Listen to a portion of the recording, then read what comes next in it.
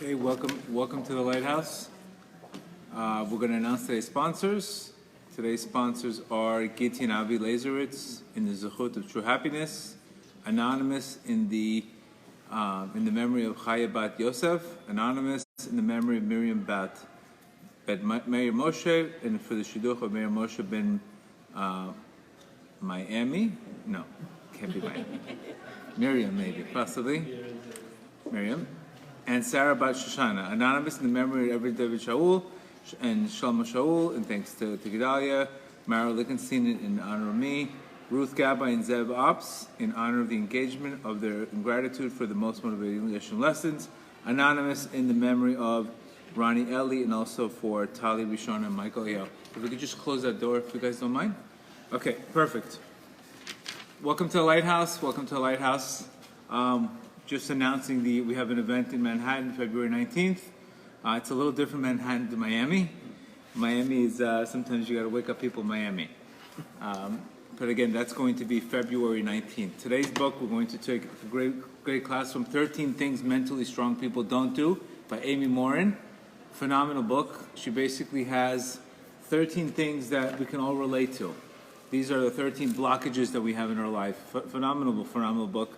It's not a Jewish book, but basically it's pretty much emunah. It's pretty much faith. It describes where Nachman would say is these are the dalids in our lives. These are the places that we're stuck. Our whole job in our life is to go from contraction to expansion. Contraction of intellect focuses on the problem. Expansion of intellect focuses on the solution. That's really the shift in consciousness that we're always supposed to do. The only way to really do that is through faith. The only way to do that is through literally looking and seeing a different angle in everything. Having humility and looking at the big picture instead of looking at making emotional reactions, etc. That's really what the whole basis of Reb Nachman's teachings is have an open mind. There's got to be a good side to this. We know there's no testimony without a test. These are the constant things that are happening in our lives today. And we have to understand that before we even start the class, we need to understand that we come from greatness. We come from, our souls are made from greatness. So if greatness made you, greatness is in you. It's the number one thing. If people recognize the greatness of their soul, if they recognize where their soul came from, they would never have these self-defeating habits. That's just so important to understand that. You have greatness inside of you. It's called Ein Sof. Unlimited potential. If people had unlimited potential, they would never walk around with defeated habits. God forbid. That's the number one thing we need to understand. Second thing we need to understand is there's a lot of identity theft today. If you see today, people are victims of identity theft. What do people do when somebody takes your card? You call the police. You call, hey, I'm a victim of identity theft. But this is also happening in life. Somebody took your identity.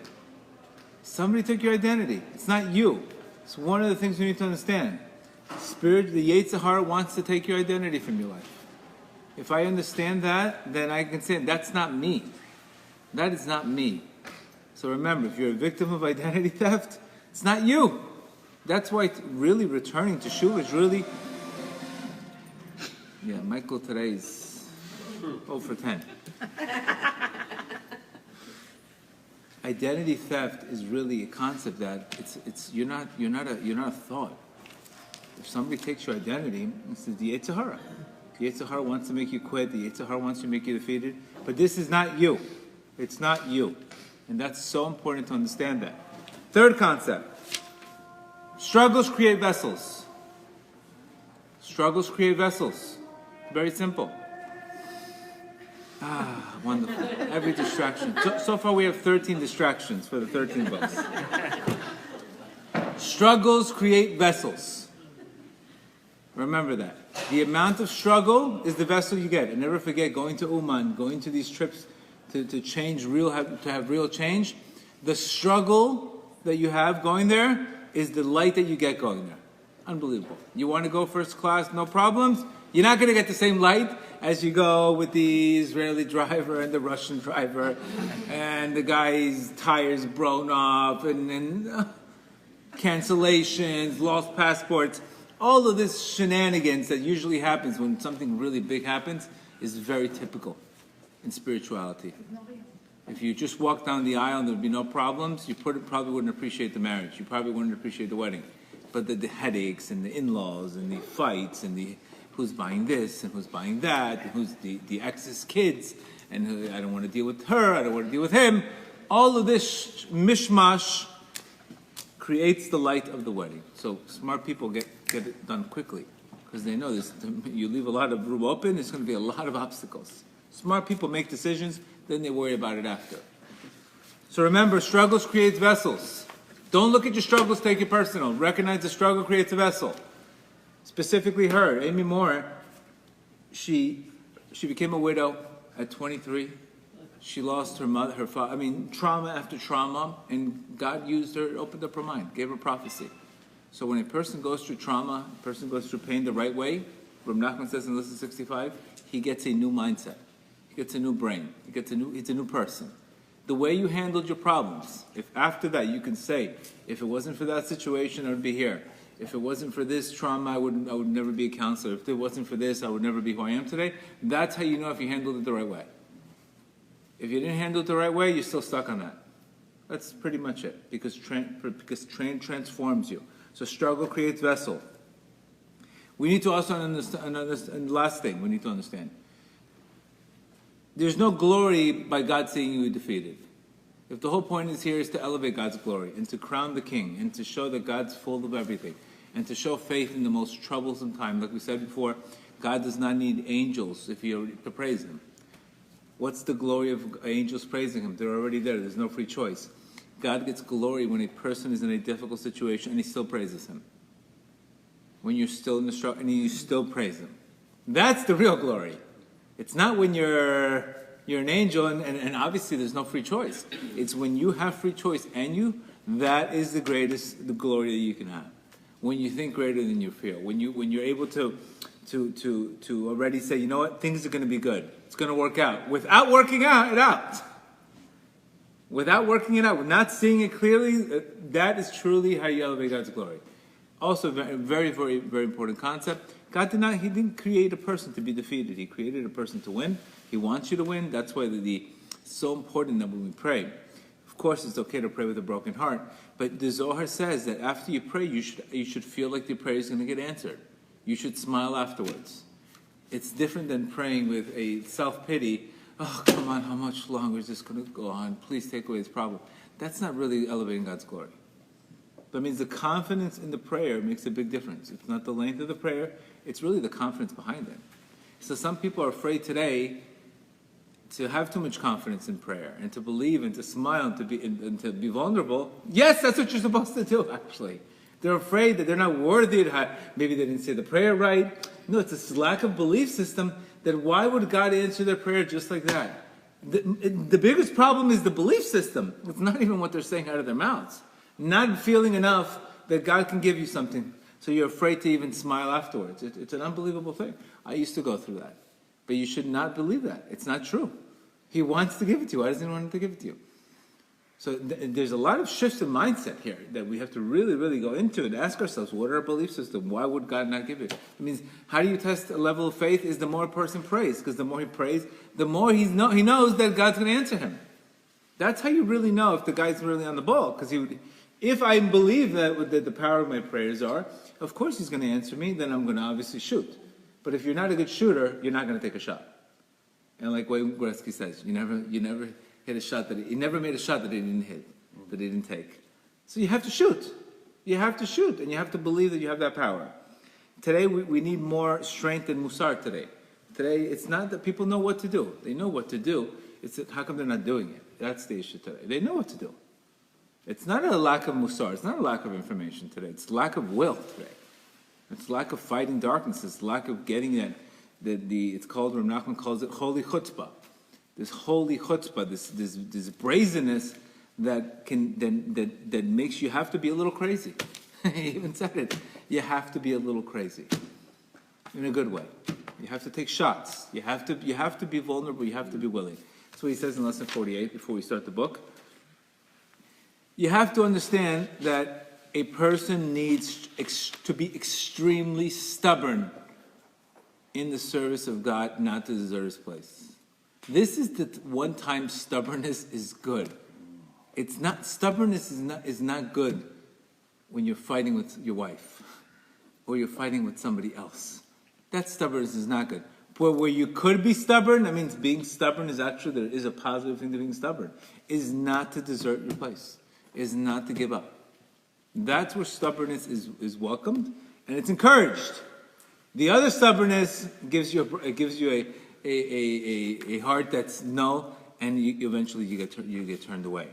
And that's what he's saying here. A person needs tremendous determination to be strong and courageous, to hold on and maintain his position, because like we said before, we have the Yetzer Hara that constantly wants to make you turn back.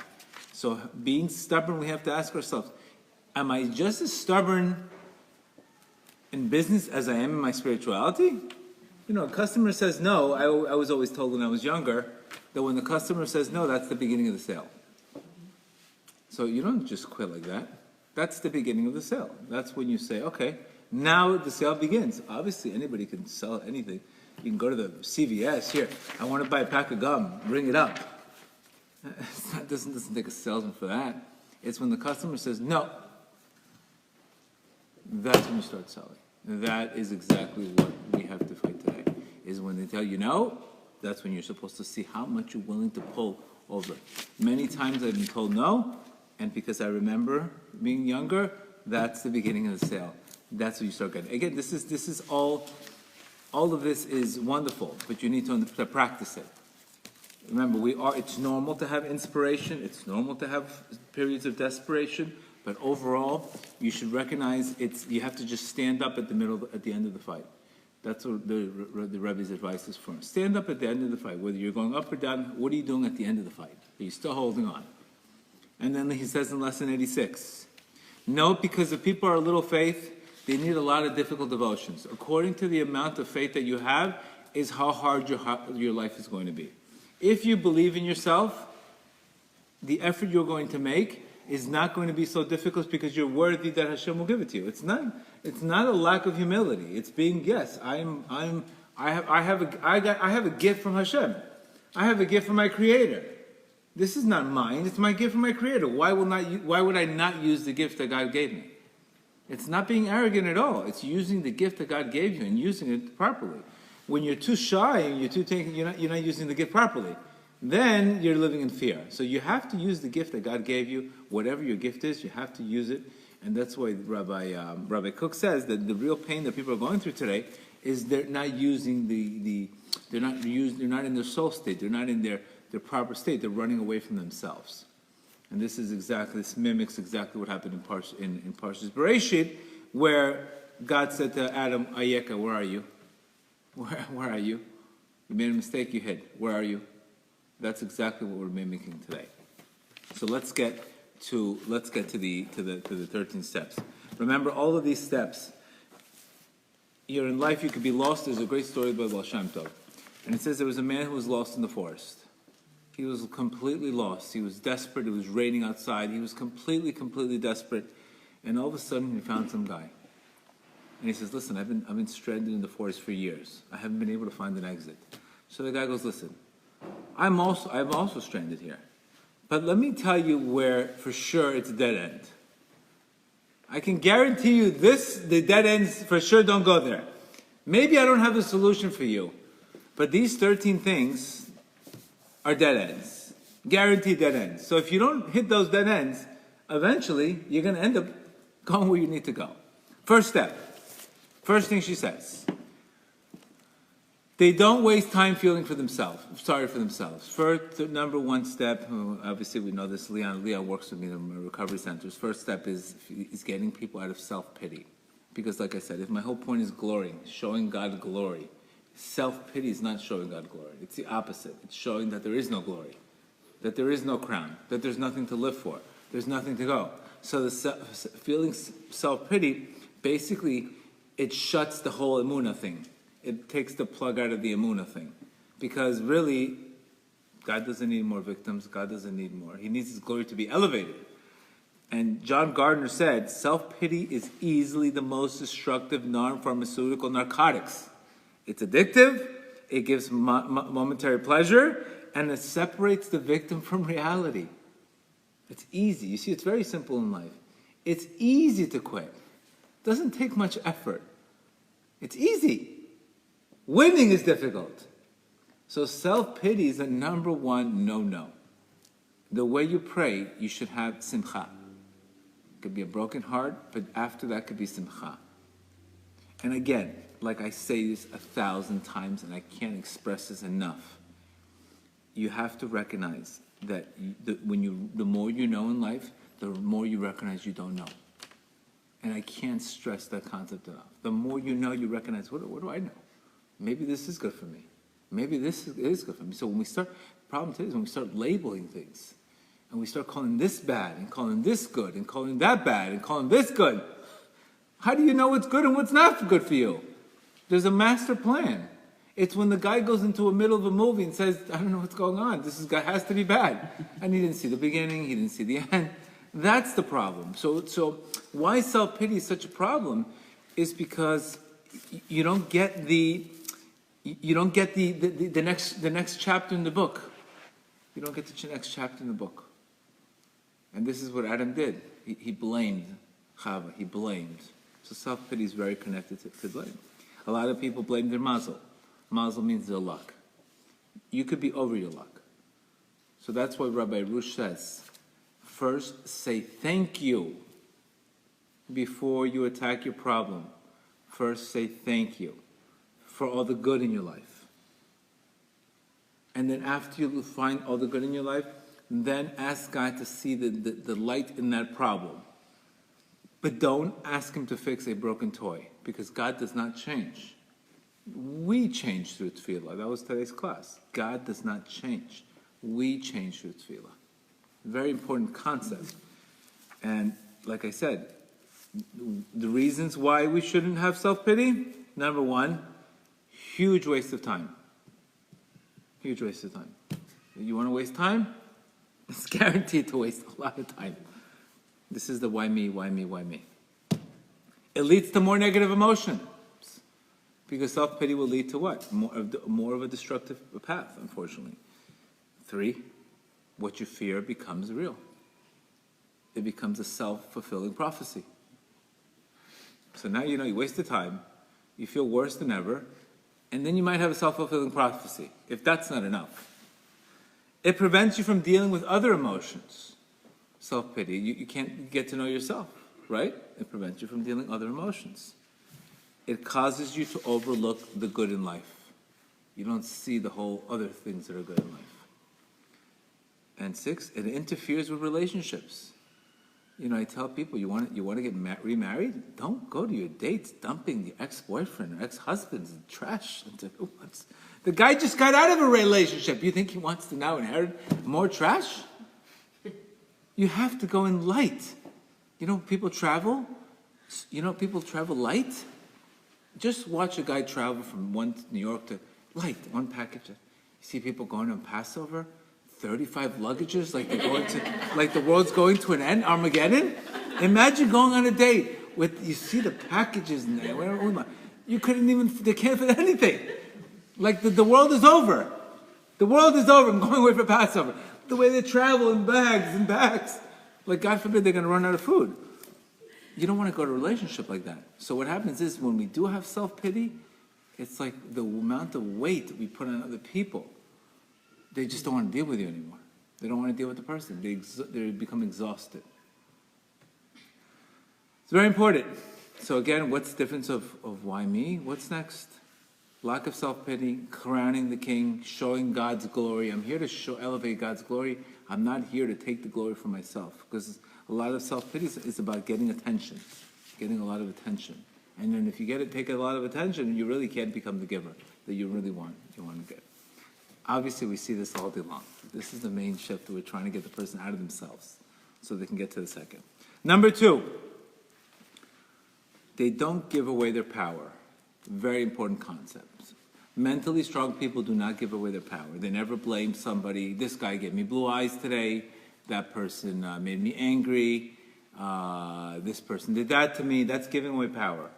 That's giving away power. They control their energy. They manage their energy. They don't give away energy. Occasionally, you're going to fall. But you can't have the whole day.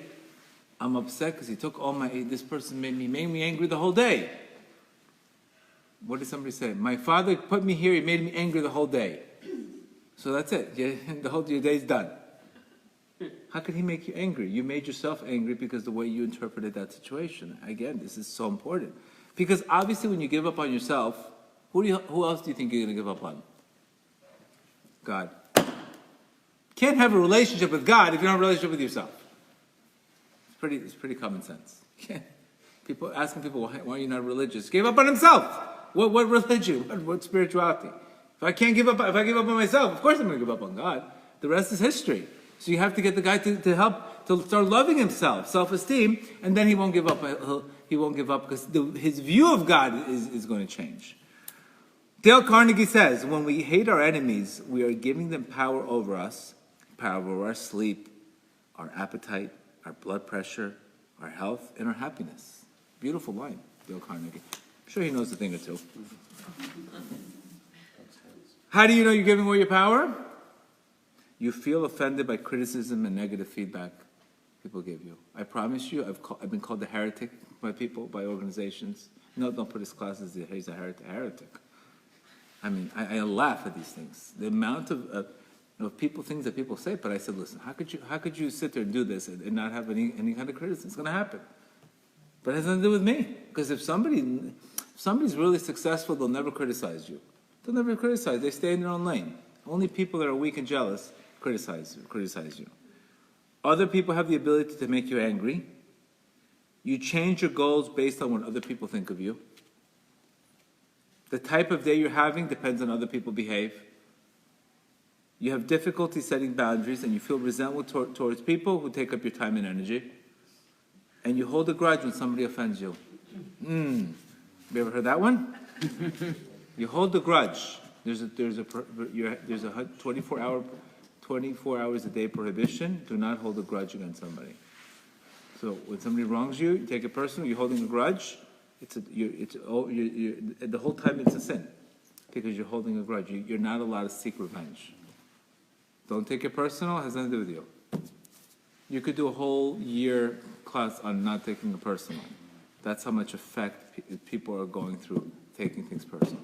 You could literally do a 24-hour conference all day long, 365 days a year. Because almost every single case that I've heard, something happened, took it personal.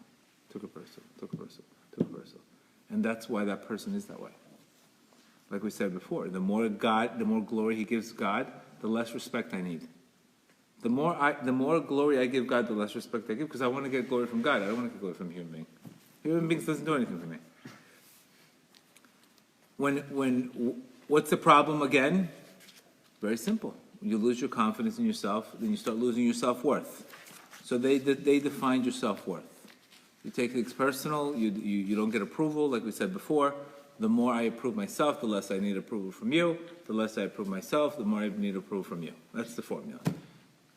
That's a healthy person does not need approval from other people. And unfortunately, a person who's struggling with this needs to take approval from other people. And that's the jigsaw. That's how you know you have a healthy relationship, when you don't really, other people don't affect you so much. And again, what are the causes when you hold grudges? Obviously, God forbid, suppressed emotions, stress, not able to do other things, not living your life where you really want to live, where you have energy, and you all day long controlling emotions, and all day long, pity parties. Did you hear what this person did to me? No. I can't believe it. I can't believe it. Did you hear what this person did to me? No, I can't believe it. So there you go. The conversations now turn into, seeking parties. Again, it's normal, but you have to recognize it's taking away your power. Because you're not producing when you're schmoozing. That's the bottom line. So it's a habit. This is not you. It's a habit. It's not you. That's what the whole point here is. You are the king. We are come from greatness. We need to act with greatness. This does not allow us to act with greatness. 3, and specifically, like we said before, we all have our weaknesses. The water signs will take things personal 100 times more because they're emotional. Water signs are emotional. Fire signs, they love the fire. They love the fight. They just love it. They thrill on it. They love arguing with people. That's what the thing is. Wind signs, they take off. Somebody argues, they just take off. They don't care. Earth signs are stubborn. So we all have, each one of us have that, we deal with this very differently. Water holds it in, suppress anger. So each one of us has that problem with which each one of us. So we all struggle differently in these departments. So water signs, for sure, you need to work on not taking things personal. For sure, that is definitely one of the most important things for water signs. Number 3, they don't shy away from change. Very important. The Torah tells you get out of your comfort zone. Get out of your comfort zone. You need change constantly. That's what the purpose of a negative emotion. It's to what? The word in Latin, emotion, means to do what? Move. Move. You feel negative emotion? Move. Move from that state. This is why Rabbi Nachman talks about when the Jews were splitting the Red Sea, they said, stop crying out. Now it's time to move. Change. So life does not happen with chance. Life changes with change. Not chance. Change. So, and we have to understand that your life will never change until you do something you do daily different. That's where really the key is. The daily habits is really the key. And he says it's not the same. It's not that some people they don't have the willpower, and some don't. It's just some people are ready to change, and other people are not ready to change. It's not a lack of will. It's not they're ready to change or not ready to change. I always say the only way you really get people to change today is enough leverage. The guy says, listen to the classes. They're good for you. No, the wife's getting divorced. Oh, put me on the group. Put me on the group. Why? Before he doesn't have leverage. Now he can lose half of his money. He can lose this. Put me on the group. What time can I meet you? Before he doesn't want to meet. Now he has enough leverage. So unfortunately, if it doesn't work one way, it works the other way. It works, unfortunately, the other way. Why do we don't change? It's because we're stubborn. The Yetzer Hara. We tell, it's not that this habit is not so bad. It's not so bad. Everybody does it, right? Smoking, everybody does it. It's not so bad. Who says it's so bad? People start getting a lot of anxiety when they change, but that's actually good, because where's the anxiety coming from? The Yetzer Hara. Having anxiety over change is actually very good. That means you're doing something different. Like we say, how come we're always hesitating when we want to do something good? But when we do stupid stuff, there's no hesitation. So that's good anxiety. That means there's change. That means you're becoming comfortable. Even when you're in a bad situation, you're worried about making change might make things worse. Whenever you attempt to make a change, you struggle to stick with it. Again, habits. You worry that even if you try changing, it's not going to last. But again, if you keep on thinking like that, it's not going to change. You can think, have the goal, but break it down into small pieces. But don't think, if I started, what's the point? I'm not going to change anyway. So these are all self-behaving behaviors. So either we have reasons or we have results. What I do with it, you should take a particular thing that we just went through 3 or 4 of them, and you need to pray about this. Pray. Hashem, I can't change. I've been trying to change. I tried to change. I can't change. Where is this rooted in? Usually change is rooted in what? Fear. Or the desire to avoid pain and gain pleasure. So recognize, if I avoid pain, I'm going to have to deal with pain regardless in my life. I have to recognize pain is non-negotiable. I can deal with short-term pain and get long-term pleasure, or I can not deal with the pain now and get long-term pain. So there's not an option really. Pain is coming. Short-term pain, long-term pleasure, or no pain now, but a lot of pain after. That's why I always think, I have to go through the pain. How much do you want to pay? Where do you want to pay it? Pay the price early, not afterwards. But you're going to have to pay a price. That's why the idea today of not having any kind of pain, it's not realistic and it's not healthy. Because then what happens? You'll never have those change. Number 4. Mentally strong people do not focus on things they can't control. Anxiety, money, all this, all things we cannot control. We have to make an effort, and the rest, let Hashem run the show. Pray and release. Go to work, put your all you can, release. Any overindulgence in trying to rush the hour is going to lead to suffering, unfortunately. I learned this lesson a lot. Rabbi Nachman tells us to pray 140 cries. 70 cries represents a prophet, a prayer, like a woman needs 70 cries to give birth, and another 70 cries to recognize it's not from your success. Save me from thinking it's the illusion of my hand, of my success. Very important concept. Because maybe you're thinking it's you. You're doing it. Yes, you have to make an effort. God gives you wisdom. Like it says, God gives a person wisdom. He gives a person strength.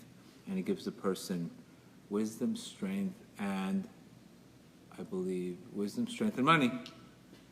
It's from heaven. It's from heaven.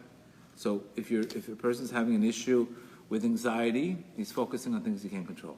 If a person's having an issue with anger, he's focusing on things he can't control. Because what is anger? A loss of control. So anger problems, control problems. That's why the recovery prayer says, please let me know the difference to focus on things that I can control and I can't control.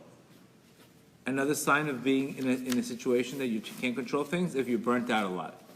You're burnt out a lot, 100%, overdoing it, overdoing it.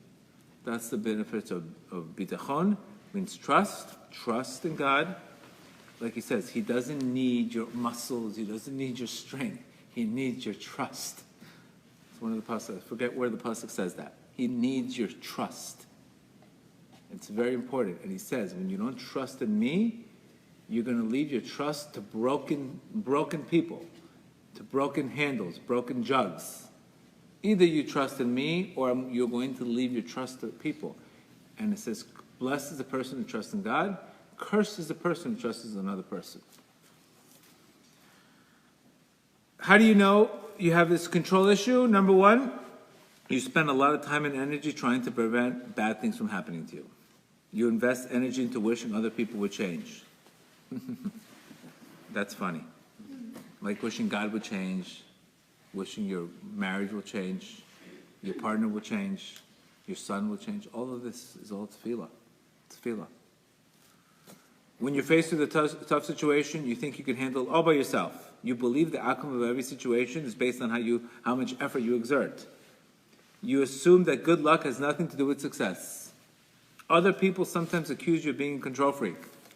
These are the situations, again, in marriage I hear a lot of control issues. She's too controlling, he doesn't give up control, and it's miserable because you're choking the person. The person needs a space. You need space. But when you're in their face, too much control, codependence, all of these things, it's not leading to anything. So what happens when you have this? It's going to lead you to anxiety. It's going to lead you to destroy your relationships. It's going to lead you to anger. So either you have bitachon, you have a wonderful life, or you don't have bitachon, and you have a miserable life. Pretty much it. That's number 4. I hate to say it, so it's 13 of them. So, and obviously, when you do have trust, what are the benefits? Increased happiness, better relationships, less stress, new opportunities, more success. Life does not become a heartaholic. Heartaholic becomes an alcoholic because things are not going to go his way. Trust and release. It's so important. 5. They don't worry about pleasing everybody. That's mentally strong people. They don't need to please everybody. Care about, Lao Tzu said, care about other people think, and you'll always be a prisoner. You'll always be a prisoner if you always care about what other people think. Obviously, we want to make people happy. Obviously, you have to care about what your wife thinks. You have to be, respectful. But it can't get to a person where I'm people-pleasing all the time. I'm afraid to say no. I'm a pushover, because then I lose myself. I lose my true self. So we shouldn't always care. And again, you might have a different connection with spirituality, and maybe somebody says, "Wow, who are you to like Breslev? Who are you?" I never forget when I was getting into Rabbi Nachman's teachings. They told me I was in a cult. They told me I had issues. I really didn't care what they think, because you know what he tells Rabbi Nachman tells me in lesson 1. He says, "By the way, when you're going to start serving me, don't pay attention to anybody." Right away, he gives you the word. Do not pay attention to anybody, because miserable people do not like to see people happy. Today, you see a guy happy, dancing. What's wrong with him? Something's wrong with him. Miserable, like we said, miserable people love company. So when they see other people happy, why are you happy? Why are you entitled to be happy? Be miserable just like us. Come to the box just like everybody else. Do not worry. Even unfortunately, there's some rabbis that are completely off on this. And they look like rabbis, but this doesn't mean they have the right answer. I would tell you that Rabbi Natan, the disciple of Rabbi Nachman, people tried to kill him. People tried to kill him. He had many opponents. He was running for his life. David HaMelech was running for his life his whole life. We all have these spiritual wars, these little voices telling you, don't do this, don't listen to that. It looks like it's coming from a good place, but it's really not, and you have to be very careful. You have to listen to your heart, you have to listen to what's good, and you might have a whole different mission than somebody else. It's very, very important. So again, do not worry about people-pleasing, specifically in spirituality. Because we know every time there's a lot of light, there's always that darkness surrounding it. There's always that light darkness surrounding it. 6, they don't fear taking calculated risks. Successful people recognize, and this is a Kabbalah concept, of the Shirat HaKelim. Vessels break in order for you to become humble, in order for you to change perception or procedure. But they'll take a calculated risk. They have no problem. I would say a calculated risk today is definitely marriage. You have to take a calculated risk. Are you guaranteed anything? Nothing you guaranteed. But you could make it into that. But you can't not take a risk at all. If you don't take a risk, then you get stuck in fear. Waldo Emerson says, do not be too timid and squeamish about all your actions. All your life is an experiment. The more you experience, the better you become. Same thing. Hashem tests us whether or not are you going to take the risk. Are you going to open up that business? A very simple way would be win or you learn. Did you learn or did you win? Never, God forbid, self-defeated. Never talk about I was not good enough, I was not good. Never say that. I won, I learned. I can tell you this year was definitely a lot of calculated risk and a lot of calculated lessons that we learned this year. But it was all absolutely, I'm so happy that it happened because my vessel is so much bigger. So when we do this, we have to take our vision to make it a decision, and we have to take calculated risk. God wants you to take calculated risk, and He wants you to show that He trusts in you, and you have to sometimes be just like the Nachshon that the sea was not splitting until what? Nachshon took that shot. He went in all in. You have to take, because sometimes you will be successful just by going all in. When you build it, they will come. When you build a keli, the light will come. No keli, what kind of light do you want? What kind of light do you want if there's no keli? 7. 7th thing, they do not dwell on the past. The past in Chassidut is completely over. Chassidut believes that the past is an experience. God recreates the world every single day. Marianne Wilson says, we do not heal the past by dwelling there. We heal the past by living it fully in the present. The present kills the past. When you live in the present, remember, where do all of our negative thoughts come from? The past. Every one of them. That's the Yetzer Hara. The Yetzer Hara, think about every negative thought you get, it's not from the present moment. It's not from the present moment. It's from the past. So your job is to battle your subconscious, to be in the present moment. Shohodah, gratitude, every day is a new day. Believe me, if I didn't have this attitude, I would never do classes every day. Because I would say, wow, how much more classes can I do? But if I'm living in the present, what are you talking about? Yesterday's over. Today's a brand new day. That's how you keep alive. That's how you're alive in life. That's how opportunities come. When you live in the past, you can't get that. And that's what Reb Nachman says. We don't want to be stuck in history. We don't want to be stuck in history. Many people, unfortunately, have fallen in this. Like we said before, their personality became the personal reality. Something happened, that's who they became. That became the personality. So when you're stuck in history is when you think you could just press rewind so you could redo portions of the past. You spend a lot of time wondering if life would be different if you made different decisions. You feel like sometimes the best days of your life are already behind you. You play memories in the past like a scene in a movie over and over again. This is all living in the past. Living in the past. Let go and let God. The fear of moving forward makes us stay stuck in the past. That's another thing. A lot of these things are rooted in fear. A lot of this is not making decisions, not taking calculation. All this is rooted. There's other two emotions. Everything comes to either love or fear. And fear is really the prominent one in keeping you paralyzed.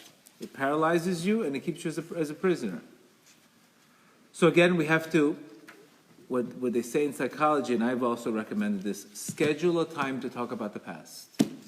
If you want, just schedule a time. We always tell people, I think it's a great idea. From 6 to 6:15, think everything about the worst case scenarios. Just think about all the past. 6 to 6:15. Pick that time. Pick an old sweater, an old mug, and then you can just dwell on things you can't change and be miserable for 15 minutes. That's it. And then 6:15 to 6:30, think about all the things in the future you can't control.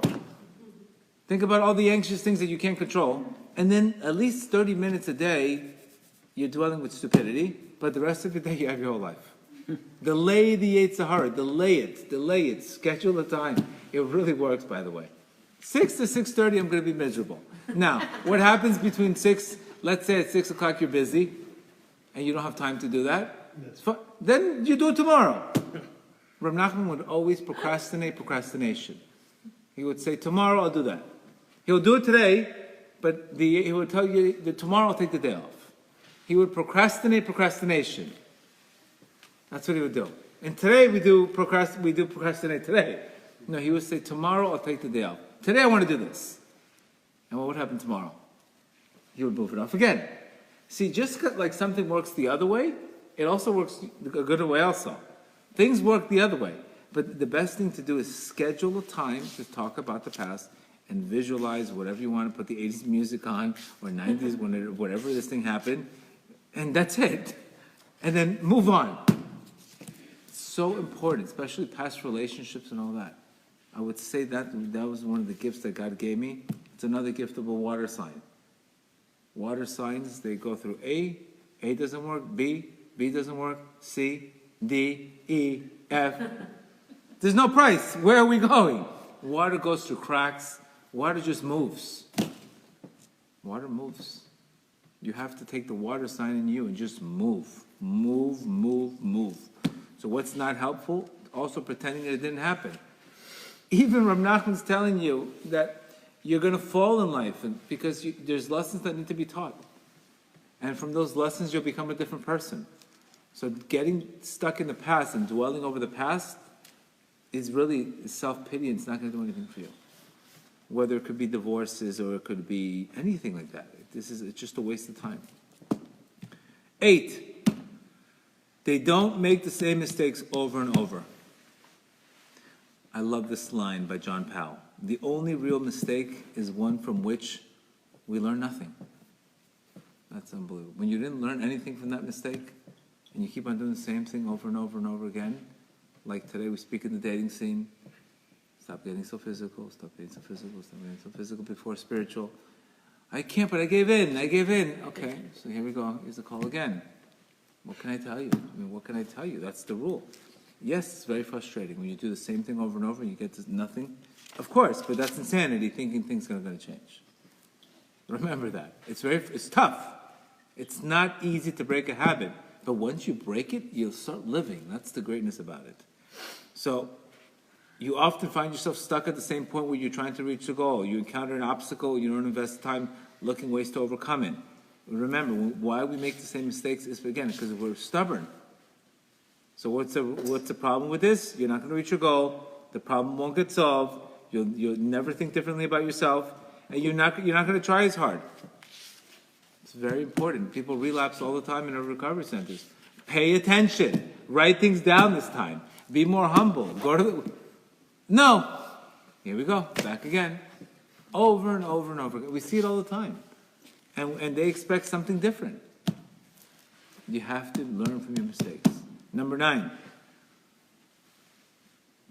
they don't resent other people's success. Mentally strong people do not result. If you find something that's good in somebody that you really like, either compliment them or serve them.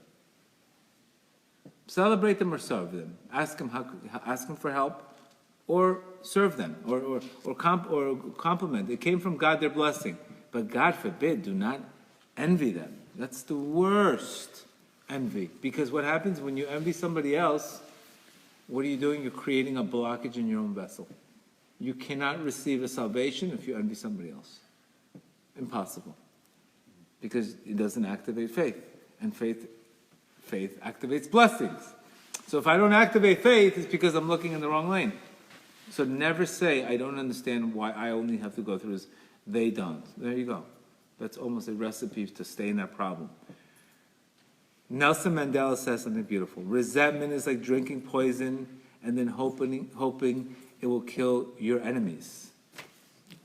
Resentment kills you. Doesn't kill your enemies. Doesn't kill your enemies. It kills you. So again, it ruins your vessel. Stay in your lane. You're not going to have any faith. And if you want their package, I always tell people, I hear the behind-the-scenes stories. As much as people think everybody lives these cookie-cutter lives and everything's great, I hear the behind-the-scenes stuff, and I promise you, most of the time, you would want your life, you wouldn't want theirs. People only hear, they like we always say, they only watch the 10-minute, the 5-minute highlights of the game, of the dunks and the dunking and the great shots. You don't see the travels. You don't see all the garbage. You don't see. You only see the highlights on Instagram of the person. Look at their vacation. Beautiful vacation. You don't see the canceled ticket, the coconut in the head, the guy yelling at his mother. You have no idea what goes behind the scene. The son stealing from the mother to go buy drugs. You don't hear those stories. You only see the beautiful Cancun couple in Mexico. You think they're showing you the whole picture? No. But guess what? Whatever you focus on, you will see. So if you focus on that, you will see it. Sometimes I see, what? I can't believe it. Because everybody in this world, no matter who you are, has a lack. Everybody has a lack in their life, no matter who. There's something in a person's life that's causing them tremendous sorrow, but the only difference is successful people, they focus on the good and not that one thing. People that are not, they say, this is my life. My problem is my life, and they do not see all the other good stuff in their life. That's the only difference. Everybody has a lack, but one people say, the lack is my life. The other people say, I have tons. So what, I have a lack? That is the difference, the only difference. Because if your problems became your life, then your lack became, you focused only on the lack. And unfortunately, that's without spirituality, that is all you focus on. You can't see anything else if you don't have spirituality, because you'll never recognize, you'll take it personal. But if you have spirituality, you recognize, yes, there's lacks. It's okay. It's okay. There's a lack in your wife, there's a lack in you, and like we said before, there's nothing greater, there's nothing more whole than a broken heart, and there's nothing more perfect than somebody who's imperfect. That's the formula of life. Number 10, they don't give up after the first failure. Failure is part of the process. People who avoid failure also avoid success. Wow. Look at that. People who avoid failure also avoid success. You want success? You got to go through the failure part. Beautiful line. People who avoid failure also avoid success. Remember, if we had success all the time, we would take it for granted. We wouldn't recognize the failure. The failure humbles you. The breakdown humbles you so you can break through. Don't give up after the first shot. And this involves marriage too. People tell me, I was in a 2-year engagement. I don't have another 2 years to go to another relationship. Who says it's going to be another 2 years? Who says it's going to be another 2 years? That's in your head. You can be in a 2-year engagement and then meet somebody in 30 days and get married. Why are you putting a gate? Or I don't have the energy to go into another business deal. The other business deal took 6 months. Hashem could make a deal in 1 day. You're saying 6 months because this is the way you think. This is the way you think. It's not true. It's not true. It's not a fact. It's you think because the other one took 6 months. This is going to take 6 months. So already my mindset is I'm exhausted. I don't have 6 months. So I won't even attempt it. Huh? You see if you really think how people think, it's not true. It is not true. The blessing could be at your front door. It's just not. It's concealed from you. You have to ask Hashem to reveal it to you.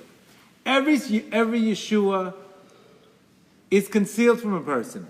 A person has to ask for it to be revealed. That's it. It's just a lack of revelation. The movie's there. Open the curtains. God opens the curtains. So again, why we're worried about that is because if a person has a big ego, he's going to say, "What? If I got divorced 1 time, what are they going to think if I get divorced 2 times? What are they going to think of me?" So again, you're living for other people, not living for yourself. Why take the shot? Why? I can't afford that risk of a second failure. What are they going to people? They're going to think I'm crazy. Okay, so just don't do anything depending on what will they think. They do not give up after the first challenge. Easy to talk about this, but I did it. Because again, if your self-worth is based on your failures, then obviously you're not going to have much of it.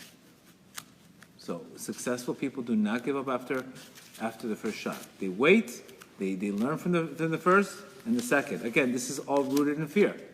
Because we recognize the second time, usually, you become much stronger. Number 11, they don't fear alone time. It's very important.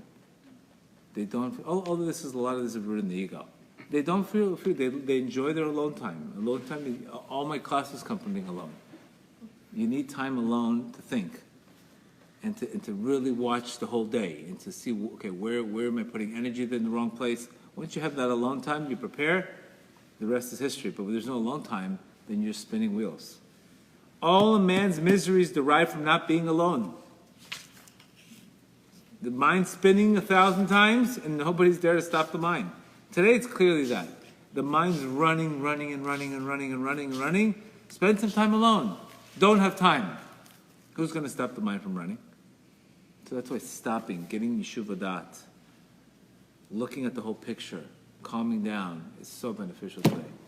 12. They don't feel the world owes them anything. People tell me, I'm entitled to this. I'm entitled for this. What is this? People tell me, this guy owes me this. What do you mean? I'm entitled to it. My friend got it. I said, let me explain to you something. The world doesn't owe you anything. You come into this world as a guest. Whatever you get is a gift. You're guaranteed to be happy. You come into this world with entitlements. What happens? You're guaranteed to be off the mark. I always tell people, you are a guest. How do we know this? From Hevel. Hevel, he brought Hashem the best offering. Why? Because he says, Hevel, I'm nothing. Of course I'm going to give him a good offering. But what did Cain do? He gave him nothing. A very small offering. Because Cain said, I worked this from my hands. Why do I have to give God anything? See the difference? Hevel. The more humble I am, the more I recognize how much I have to give God. The more arrogant I am, everybody gets it. Why should I have to work for it? See, it's such an important lesson. Such an important lesson. They don't feel the world owes them anything. Imagine going on a date. Imagine being with a spouse that appreciates everything. Not this resentment and you owe me this and you owe me that, and they play score.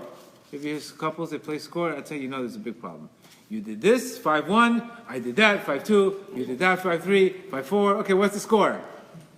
Just do it from your heart. Can you just do something from your heart? People focus a lot on looks today, but they're not focusing on the spirituality. You don't understand, when there's no spirituality, welcome to these problems. Welcome to these problems. Because how is a person going to look and become a giver? There's only going to be problems. One problem after another problem with no solution. You need a person with spirituality, because otherwise they're always They're always going to be taking from you. Take exhaustion, taking your energy away from you. I mean, is that not enough today to hear this? 13, the last step, they don't expect immediate results. They understand it's a process, not a prize. They don't separate the fruit from the tree. It's a process. His prayer is a process. Getting close to God is a process. They don't expect immediate results. They're not watching the scoreboard. They're not getting upset if the score didn't change right away. They don't expect. They know it's a process. They're present in the moment. For the people that expect immediate results, oh, score doesn't change, I quit. It's the biggest form of error. It's the biggest form of ga'ava. So again, let's review them. Number one, they don't waste time feeling sorry for themselves. Number two, they don't give away their power. Number three, they don't shy away from change. Number four, they don't control things they don't focus on things they can't control. Number five, they don't worry about pleasing everybody. Number six, they don't fear taking calculated risk. Number seven, they don't dwell on the past. Number eight, they don't make same mistakes over and over. Number nine, they don't resent other people's success. Number 10, they don't give up after the first failure. Number 11, they don't fear alone time. Number 12, they don't feel the world owes them anything. And number 13, they don't expect any results. Again, strongly recommend the book. 13 things mentally strong people do not do by Amy Morin. Strongly recommend the book. The whole book is Torah. And she's got amazing psychology lessons and everything. All right, that's today's class.